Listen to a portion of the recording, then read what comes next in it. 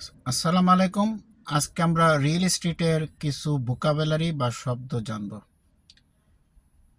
যে শব্দগুলো আজকে আমরা জানব সেগুলো হচ্ছে, প্রথমটা হচ্ছে article 12A of the real property law. এই আর্টিকেল 12A এটার মাধ্যমে রিয়েল এস্টেটের যারা লাইসেন্সধারী তারা কিভাবে কাজ করবে এটার বিস্তারিত ব্যাখ্যা করা আছে। এই লয়ের কোনো কিছু ভায়োলেশন হইলে তাহলে লাইসেন্সটা সাসপেন্ড হইতে পারে।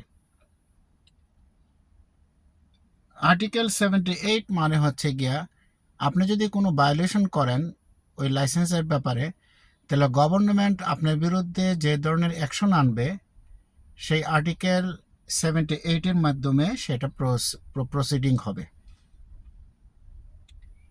অ্যাসোসিয়েট রিয়েল এস্টেট ব্রোকার মানে হচ্ছে যিনি রিয়েল এস্টেটের ব্রোকারের লাইসেন্স আছে কিন্তু তিনি নিজে কোনো কাজ করেন না, তিনি অন্য কোনো একটা অফিসে কাজ করেন আর একটা ব্রোকারের অধীনে।